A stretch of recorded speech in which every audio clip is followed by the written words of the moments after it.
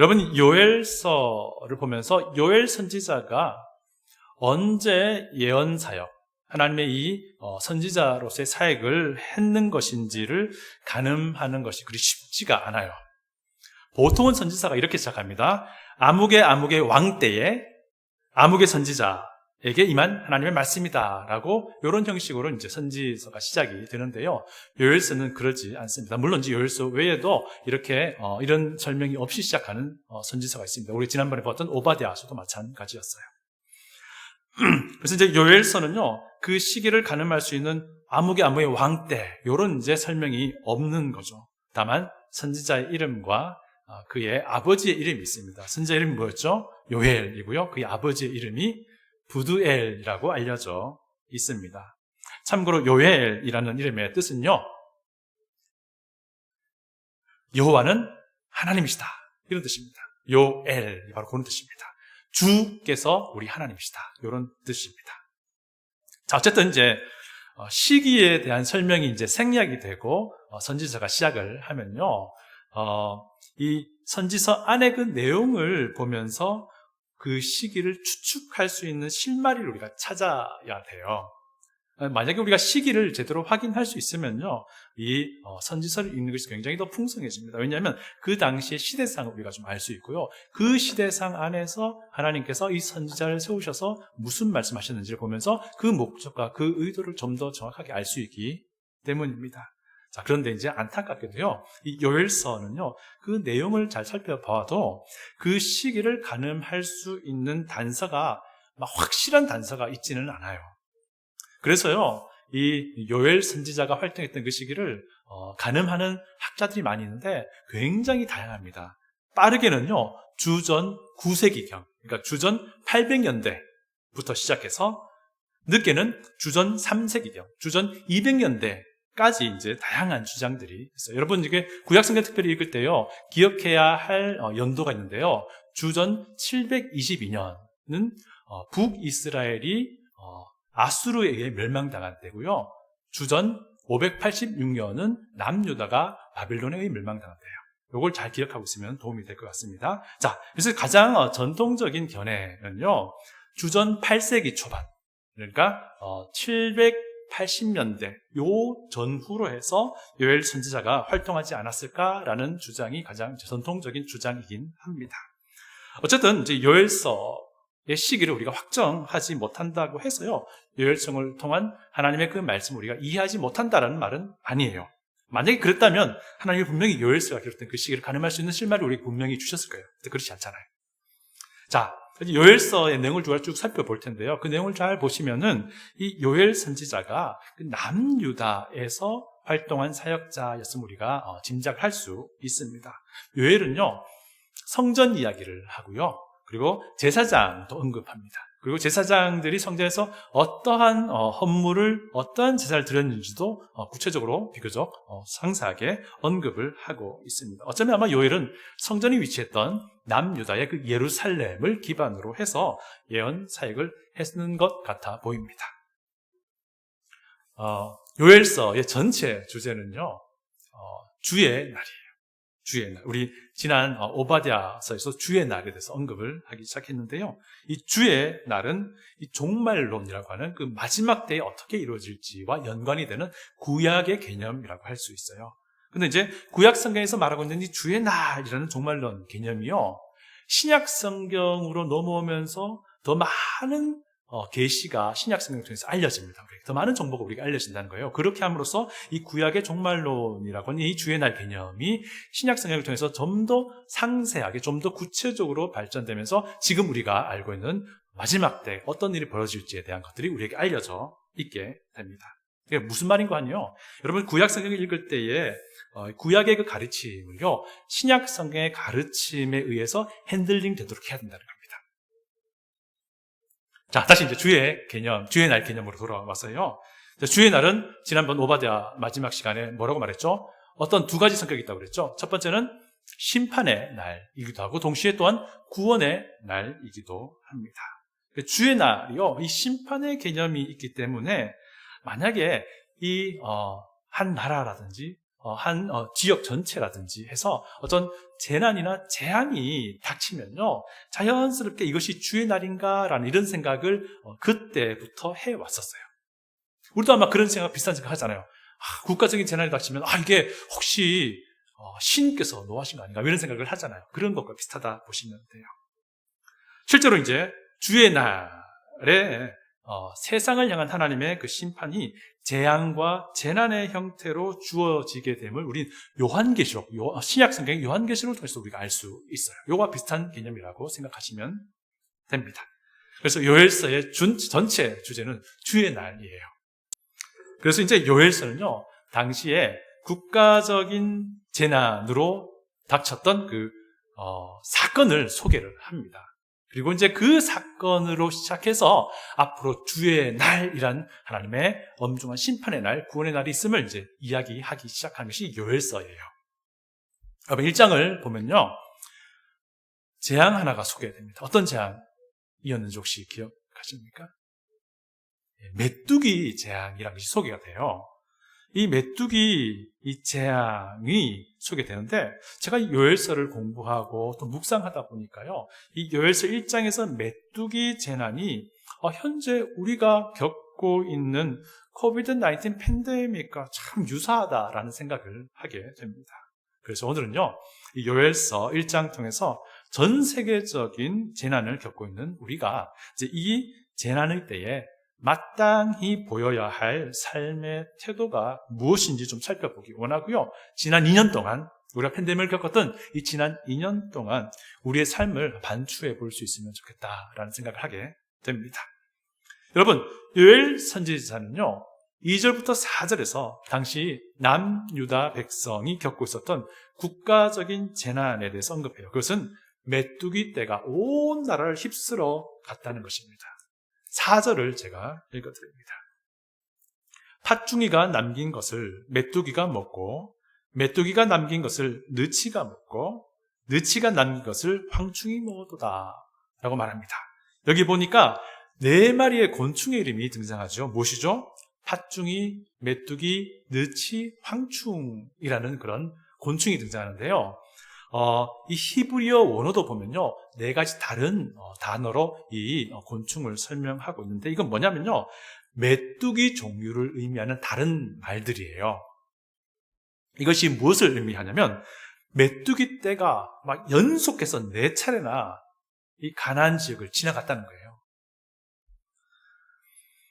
거예요.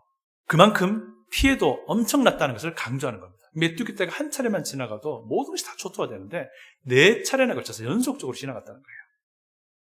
그리고 메뚜기 떼가 지나가면 정말 남아나는 농작물이 없다라고 합니다. 메뚜기가 식성이 굉장히 좋답니다. 그리고 번식력도 굉장히 뛰어나다고 합니다. 그래서 메뚜기 떼가 한번 모이기 시작하면요, 정말 걷잡을 수 없이 많아진다고 해요.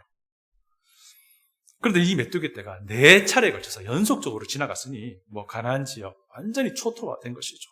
그 피해가 엄청나게 심각했다는 것을 오늘 이 팥중이, 메뚜기, 여치, 느치, 황충 이렇게 해서 설명을 하고 있는 것입니다. 그래서 메뚜기 떼는요, 이 국가적인 재난이기도 하고 사실 그 지역 일대의 모든 나라에 걸쳐 일어난 재난이었기도 한 겁니다. 그 당시에.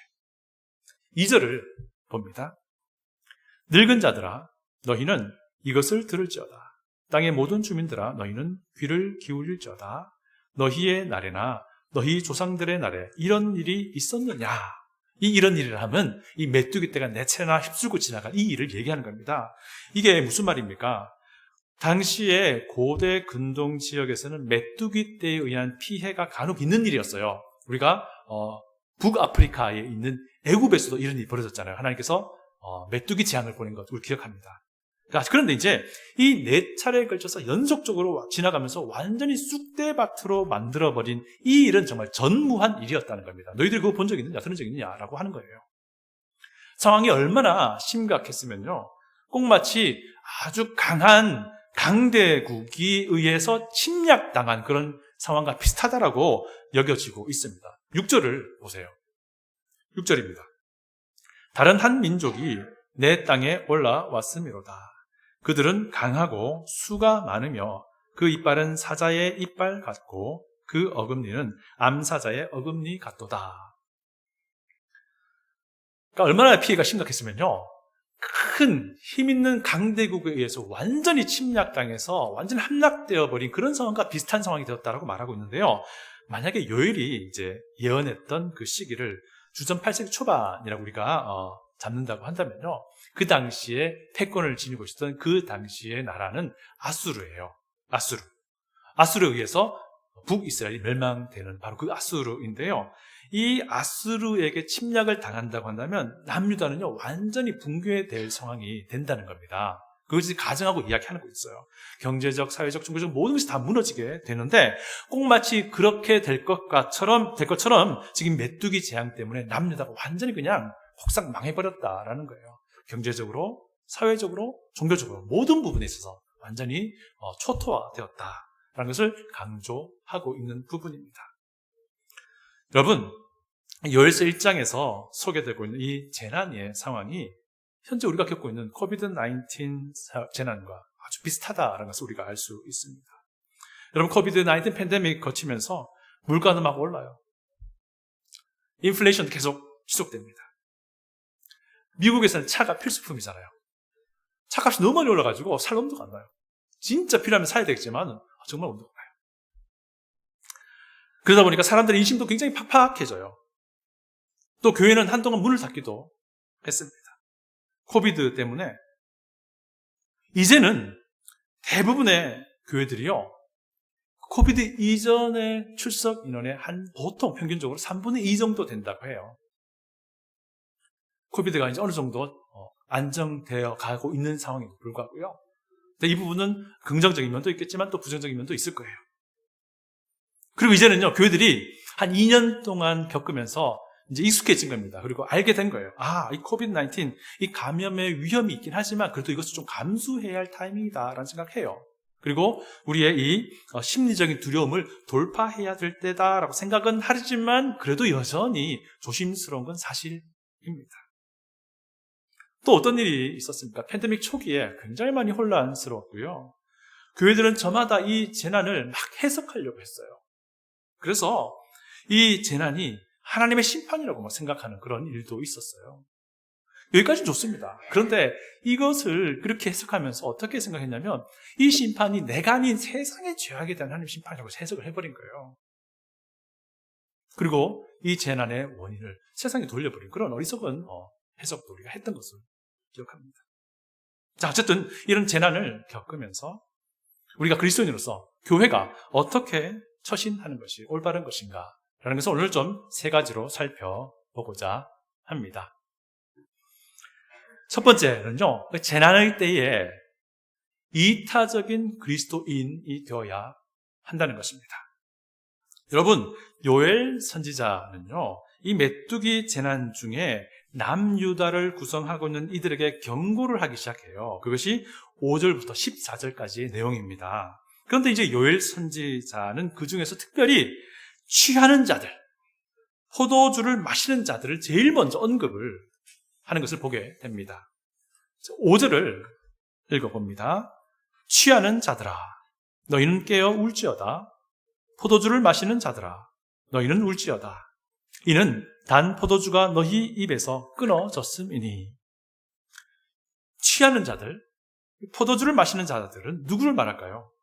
이들은요, 전 국가적인 이 재난의 상황에도 불구하고 자기의 그 쾌락을 위해서 즐기는 자들을 의미해요.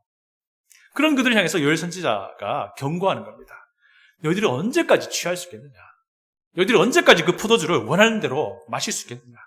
곧 못 마실 날이 올 것이고 이미 왔다라고 지금 경고하고 있는 거예요. 메뚜기 때가 지나가면서 포도나무 다 갉아먹었잖아요. 7절입니다. 그들이 내 포도나무를 멸하며 내 무화과 나무를 긁어 말갛게 벗겨서 버리니 그 모든 가지가 하얗게 되었도다. 메뚜기 때가 포도나무 껍데기를 다 갉아버려가지고요, 더 이상 열매를 맺지 못할 정도로 나무가 상해버렸다는 거예요. 그리고 그동안에 저장된 포도주 다 소진되어 버렸고요. 그럼에도 불구하고 이 이기적인 사람들은 여전히 자기 쾌락 추구하고 있었다는 겁니다. 그래서 포도주 마시면서 취하며 둥글고 있었다는 거예요. 바로 이런 이기적인 사람들을 요엘 선지자가 지적하고 있는 겁니다. 여러분, 모두가 재난 가운데 힘들어하고 어려울 때 이타적으로 되는 것은 정말 힘든 일이긴 합니다. 맞아요. 나도 있는데 다른 사람 돌볼 겨를이 없는 것도 사실이에요. 하지만요, 재난의 때가 오히려 우리 교회와 그리스도인에게는요, 기회의 시간입니다. 모두가 힘들고 어려울 때 그리스도인이 아니면, 교회가 아니면 누가 나서서 그들을 돌보겠느냐 하는 겁니다. 우리 이런 마음을 가지고 있어야 돼요. 세상에서 교회에게 이런 기대를 가져야 되는데 이게 어떻게 된 일인지 세상은 교회를 향해서 그런 기대하지 않아요. 요즘에. 왜 그렇습니까? 교회가 그리스도인이라고 불리는 교회 사람들이 너무 이기적인 모습을 보여왔기 때문이에요. 그래서 세상이 더 이상 교회에게 기대하지 않는 그런 상황이 되어버린 겁니다. 이런 현실을 우리가 안다면요, 정말 슬퍼해야 되고요, 울어야 한다는 겁니다. 여러분, 우리가 모두가 힘들어하고 있는 이 시기, 모두가 어려운 시기를 지나는 이때가 우리 그리스도인에게, 우리 교회에게는 예수님의 사랑, 이타적인 그 사랑을 보여줄 수 있는 기회의 때임을 우리가 기억할 수 있기를 원합니다. 두 번째는요, 재난의 때에 더욱 모이기에 힘써야 한다라는 겁니다. 여러분, 하나님의 사람들이, 그리스도인들이 모이면 무엇을 합니까? 하나님께 기도해요. 이 재난으로 인해서 고통받는 많은 사람들을 생각합니다. 그리고 그들을 구해달라고 기도하잖아요. 하나님께 예배드립니다. 하나님의 영광을 찬양해요. 왜? 이 재난을 다스릴 유일한 분이 하나님이심을 믿기 때문입니다. 우리는 모여서 예수님의 십자가의 그 죽음과 부활로 인해 얻은 우리의 구원을 하나님께 감사합니다. 죄와 사망에서 우리를 건져내신 그 하나님께서 지금 이 재난에서도 우리를, 또한 고통받는 이들을 건져주실 분이심을 우리가 확신하기 때문입니다. 그런데요, 지난 2년 동안 우리는 모이기를 소홀히 했어요. 코비드-19이 확산되는 것을 조금이라도 막기 위해서 우리가 온라인 예배를 드린 것은 잘한 일입니다. 그거 잘못됐다는 거 아닙니다. 그것은 너무나도 잘한 것입니다. 우리가 연방정부와 주정부의 가이드라인을 최대한 지키는 거 굉장히 잘하는 것입니다. 왜? 이 정부 역시 하나님께서 이 땅에 세우신 하나님의 기관이기 때문입니다. 그런데 문제는요, 언젠가부터 이런 선한 이유가 우리의 게으름과 우리의 신실하지 못함에 대한 변명이 되고 있는 것을 우리가 보기 시작했다는 겁니다. 9절을 봅니다. 소재와 전제가 여호와의 성전에서 끊어졌고 여호와께 수종드는 제사장은 슬퍼하도다. 여기 보니까 소재와 전제라는 제사가 성전에서 더 이상 드려지지 않게 되었다라는 말이에요. 여러분, 소재가 혹시 뭔지 아세요? 곡식을 드리는 그런 헌물을 얘기해요. 그럼 전제가 혹시 뭔지 아세요?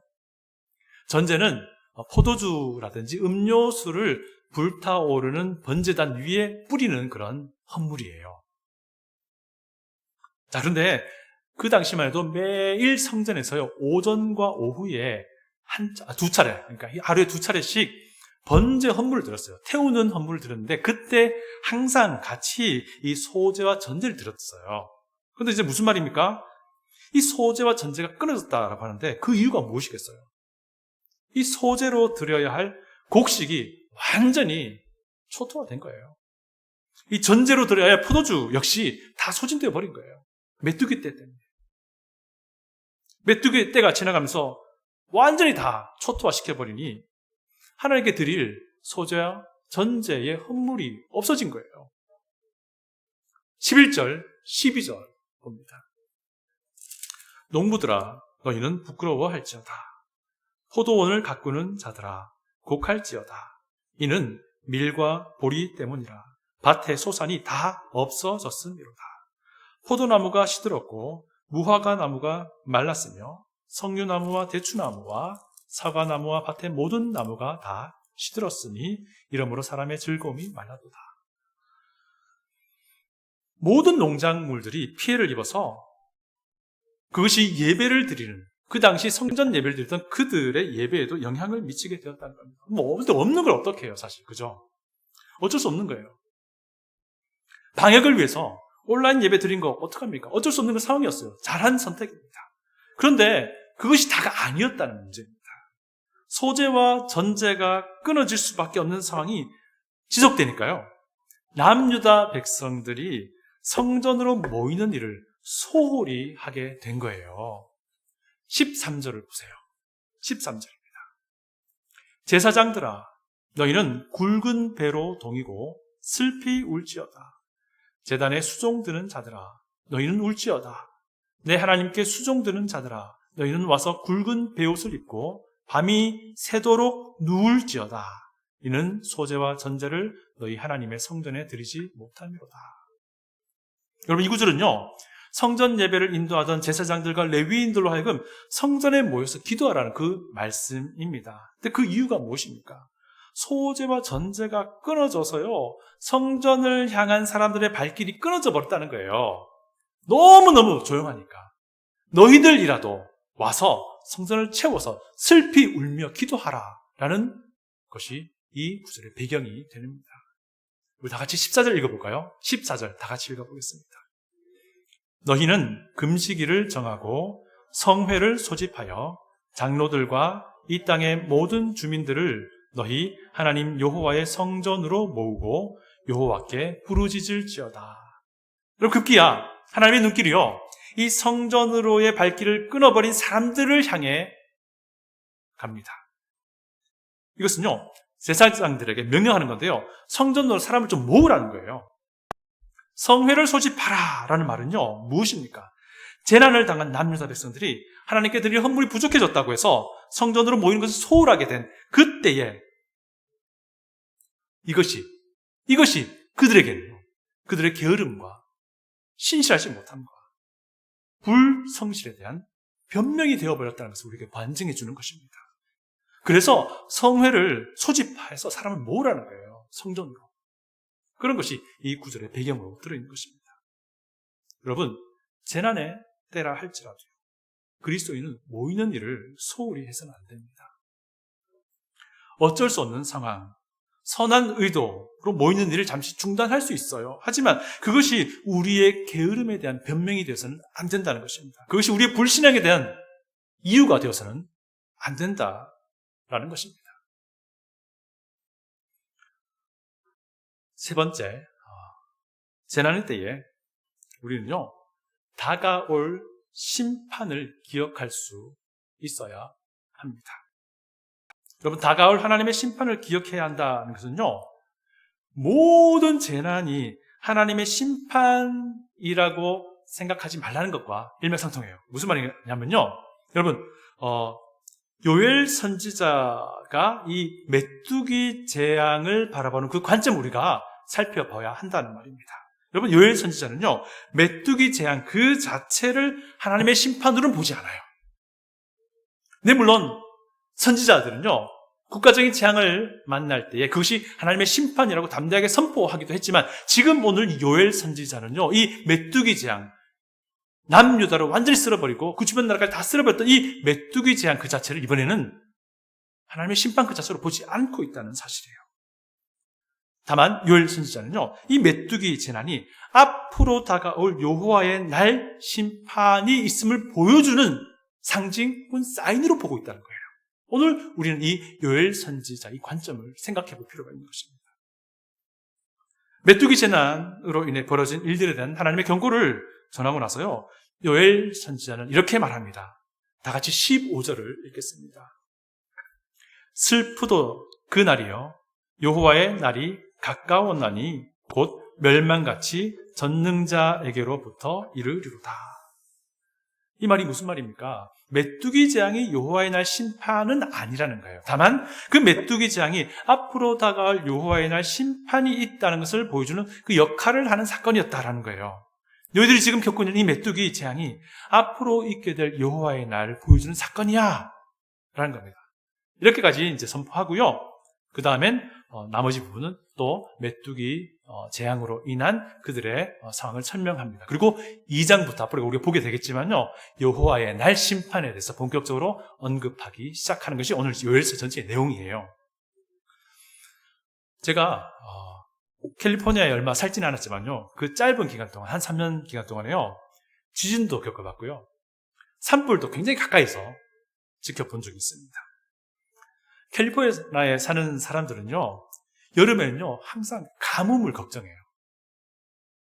그리고 바람이 많이 부는 날에는 항상 산불을 걱정합니다. 그리고 뭐 이것도 저것도 계절 상관없이 지진에 대한 걱정이, 두려움이 있더라고요. 그리고 혹자는 이런 천재지변을 보면서 이게 하나님의 심판이라고 단정하는 분도 있더라고요.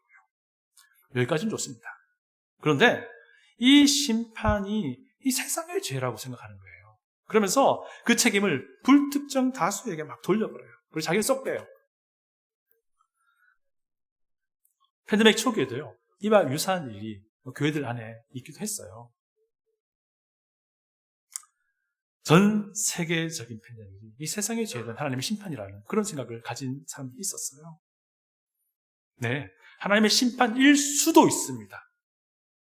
그러나 우리가 반드시 기억해야 할 것은요, 이 재앙과 고통들이요, 여러 이유가 있다는 겁니다.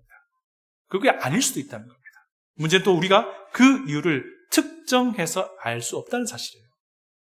여러분, 그럼에도 불구하고 굳이 이 재난과 이 고통을 하나님의 심판으로 생각하고 싶으세요? 그렇다면요, 제가 한 가지 권면드립니다. 내 죄에 대한 하나님의 심판으로 여기시길 바랍니다. 그것이 성숙한 그리스도인의 태도입니다. 요엘 선지자가 이 메뚜기 재앙을 보았던 그 관점처럼요, 우리는 또한 재앙과 재난을 볼 때에 그것을 통해서 하나님의 마지막 심판이 분명히 있다는 것을 기억할 수 있어야 합니다. 예수님이 재림하시면요, 인류의 역사가 종결될 겁니다. 그 마지막 때에 믿는 자들은요, 그리스도의 심판대 앞에 서게 될 겁니다. 그리고 그들은 그리스도인으로서 행했던 모든 일들에 대해서 예수님께로부터 판단받을 것입니다. 신실한 그리스도인은 참 잘했다라는 칭찬을 받을 것이고요, 그렇지 못한 그리스도인은 부끄러운 당하게 될 것입니다.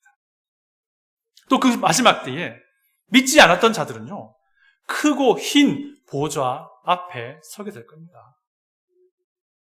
그들은 예수 그리스도를 거부했던 그들의 불신앙에 대해서 영원한 사망이라는 심판을 받게 될 거예요. 한 번 죽는 것은 사람에게 정한 것이고 그 뒤에는 심판이 있다고 말씀하신 그 심판을 당하게 될 것이고요, 그 심판 이후에 그들은 영원한 사망에 처하게 될 것입니다. 죄의 작성 사망이라고 하신 그 사망을 말합니다. 이 사망을 피할 유일한 방법은요, 오직 예수 그리스도를 믿고 신뢰하는 것 말고는 없어요. 여러분, 재난의 때에 이타적인 그리스도의 사랑을 보이는 우리가 되어야 할 것입니다. 이때가 기회의 때예요. 재난의 때에 모이기에 더욱 힘쓰는 우리가 되어야 할 것입니다. 재난이 우리의 게으름과 우리의 불신앙, 우리의 불신에 대한 변명이 되어서는 안 됩니다. 재난의 때에 앞으로 다가올 하나님의 심판을 기억하는 우리와 우리 교회가 될 수 있기를 소원합니다. 다시 기도하겠습니다.